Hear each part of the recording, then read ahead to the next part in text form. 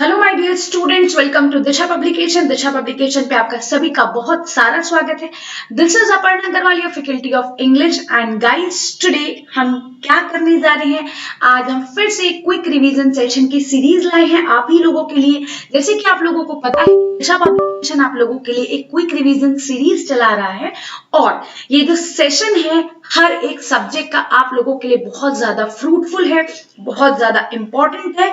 क्योंकि जिन एस्पिरेंट्स ने अभी प्रिपरेशन करनी स्टार्ट की है, ये जो एस्पिरेंट्स बहुत अच्छे से प्रिपेयर कर रहे हैं अपने एग्जाम्स के लिए, टारगेट है उनका, गोल है कि इस बार एग्जाम क्लियर करना ही है, उन स्टूडेंट्स के लिए स्पेशली ये जो सेशन है ये बहुत ज्यादा फ्रूटफुल है। सो माय डियर स्टूडेंट्स, जितने भी सेशन दिशा पब्लिकेशन के अभी तक इंग्लिश को लेकर, मैथ्स को लेकर, रीजनिंग को लेकर, जितने भी आपके सब्जेक्ट्स हैं उन सब सब्जेक्ट्स को लेकर हो चुके हैं, वो सारे सेशंस आप YouTube के दिशा पब्लिकेशन के चैनल पे वॉच कर सकते हैं और उनकी अपॉर्चुनिटी को अवेल कर सकते हैं। सो माय डियर स्टूडेंट्स, आज का हमारा क्विक रिवीजन सेशन स्टार्ट होने जा रहा है और आज के क्विक रिवीजन सेशन में हम क्या पढ़ेंगे? वोकैबुलरी के वर्ड्स पढ़ेंगे। जी हाँ, जैसे कि आप लोगों को पता है कि हर ट्यूसडे हमारी क्लास होती है और उसमें हम वोकैबुलरी के कम से कम 8 से 10 वर्ड्स पढ़ते हैं, उनके हम सिनोनिम देखते हैं, एंटोनिम देखते हैं और वो वोकैबुलरी के वर्ड्स पढ़ते हैं जो द हिंदू या the times of India editorial के होते हैं। नंबर 1 के। And guys, number second thing, मैं आपको बहुत अच्छी टिप्स और ट्रिक्स बताती हूँ उन वर्ड्स की, और उन वर्ड्स की जो आपकी टिप्स हैं वो बहुत पॉइंट टू पॉइंट होती हैं, जो आपको बहुत इजीली याद हो जाती है। वरना दिक्कत सबसे बड़ी आती है कि इतने सारे वर्ड्स हम कैसे याद करें वोकैबुलरी की। तो बिल्कुल टेंशन वाली बात नहीं है, फटाफट से सेशन को स्टार्ट करते हैं without wasting any time. And guys, channel को सब्सक्राइब जरूर कर दीजिएगा, सेशन को शेयर जरूर कर दीजिएगा। It's a request, order, whatever you feel like. चलिए आज का सेशन स्टार्ट करते हैं अपना।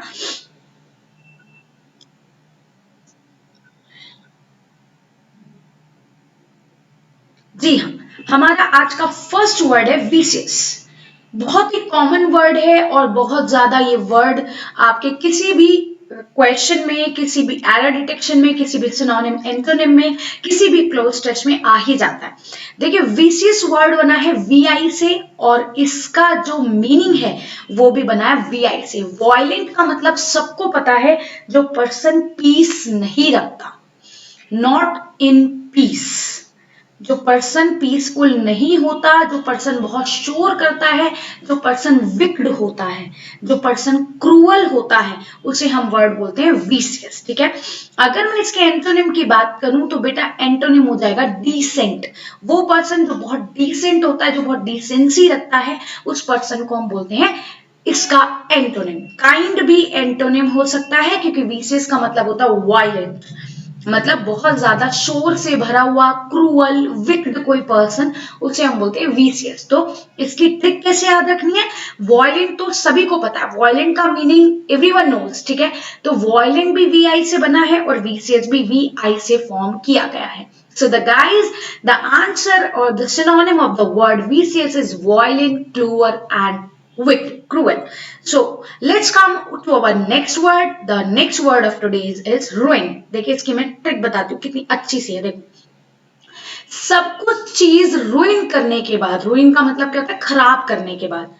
सब कुछ चीज रुइन करने के बाद अब वो रिग्रेट कर रहा है, अब वो अपोलोजाइज कर रहा है, मतलब अब वो माफी मांग रहा है। ठीक है, वो अपना जो भी उसने क्राइम किया है, जो भी उसने मिस्टेक की है, अब उस मिस्टेक के लिए वो रिग्रेट कर रहा है। कहते हैं ना, जब चिड़िया चुग गई खेत तो पछतावे से होवत क्या, है ना, वही वाली बात है।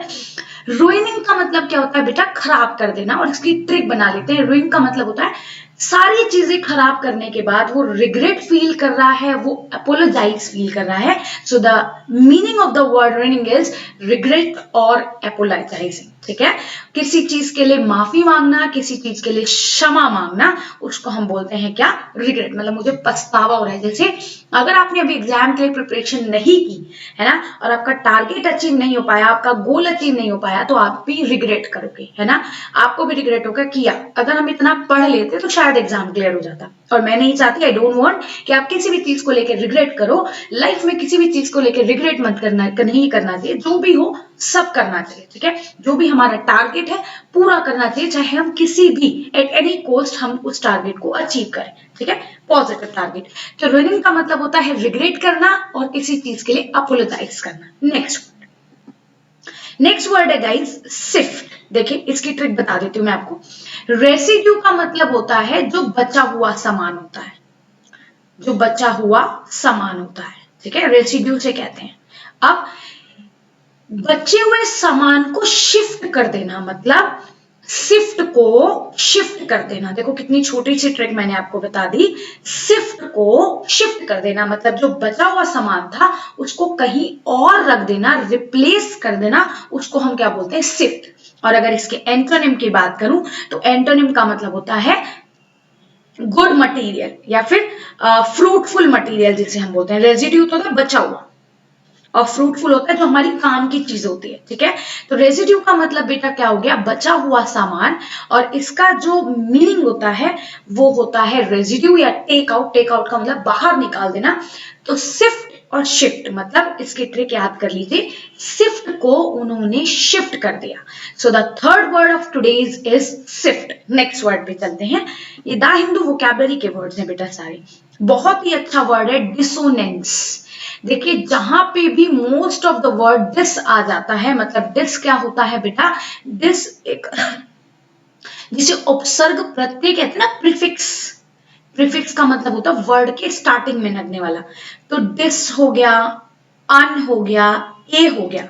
ये ऐसे प्रीफिक्स जब भी किसी वर्ड के स्टार्टिंग में लग जाते हैं तो उनका मीनिंग नेगेटिव हो जाता है। देखो अग्रीमेंट का मतलब क्या होता है, किसी के बीच में सलाह हो जानी, कि भाई सलाह हो गई और हमें ये काम करना है, म्यूचुअल अंडरस्टैंडिंग हो गई। लेकिन जब डिसोनेंस आ गया, डिस का मतलब क्या हो गया, नेगेटिव हो जाना, और किसी के बीच में डिसएग्रीमेंट हो जाना मतलब लड़ाई हो जाना, डिस्कॉर्ड हो जाना। फॉर एग्जाम्पल आपने किसी के साथ बिजनेस चलाया 50% का और 50% का, तो लड़ाई नहीं होगी। लेकिन अगर आपने इन्वेस्ट कर दिए 30% और उस बंदे ने इन्वेस्ट कर दिए 70%, तो वो तो भैया डिस्कॉर्ड होगा ही होगा, लड़ाई होगी होगी, है ना।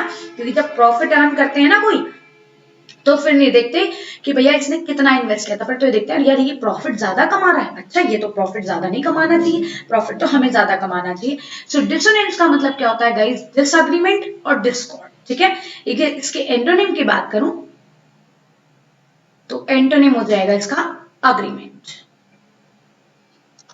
सो गाइस इस वर्ड का भी मीनिंग आपको सभी को क्लियर होगा। डिसोनेंस का मतलब डिसएग्रीमेंट और डिस्कॉर्ड, और इसका एंटोनिम हो जाएगा अग्रीमेंट हो जाना या एकॉर्ड हो जाना।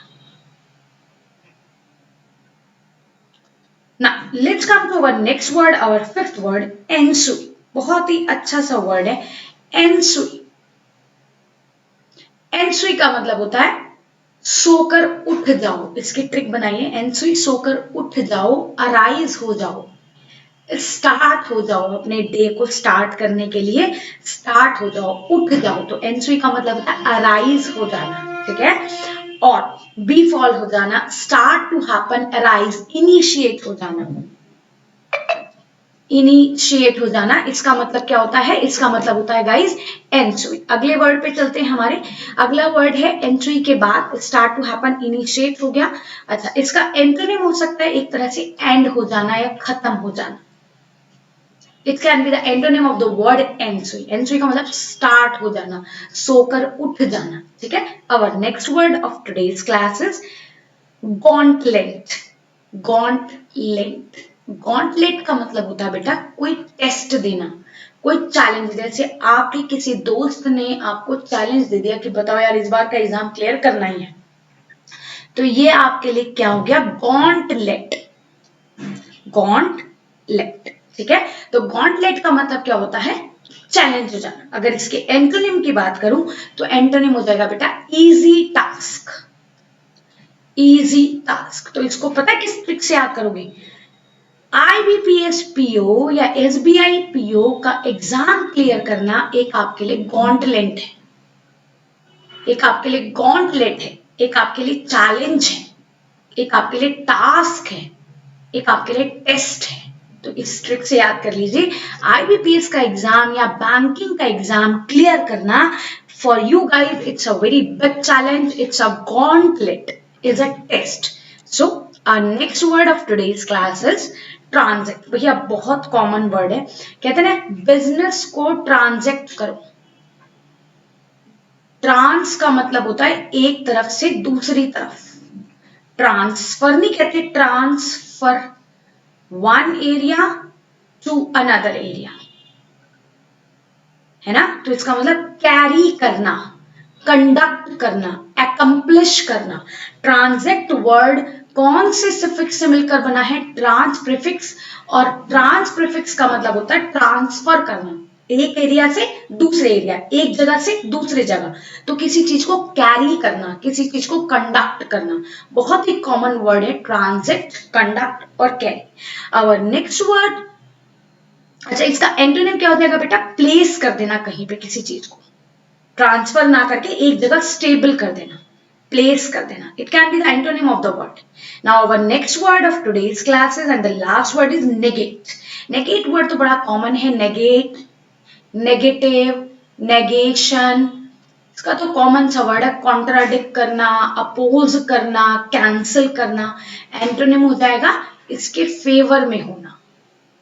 So this is the last word of today's class, और आज हमने बहुत सारे वर्ड पढ़े हैं माय डियर स्टूडेंट्स, और वो भी बहुत अच्छी और अमेजिंग ट्रिक्स के साथ। ये ट्रिक्स आई होप आप लोगों को बहुत अच्छे से याद रहेंगी, बस एक बार से रिवाइज करना है, अपनी कॉपी में नोट डाउन करना है ट्रिक्स के साथ, और बस फिर तो जब तक एग्जाम दोगे आप तब तक ये ट्रिक्स आपको याद रहेंगी, जब तक आप एक बैंकर नहीं बन जाते। So guys that was all about today's class, ये थी हमारी आज की क्लास।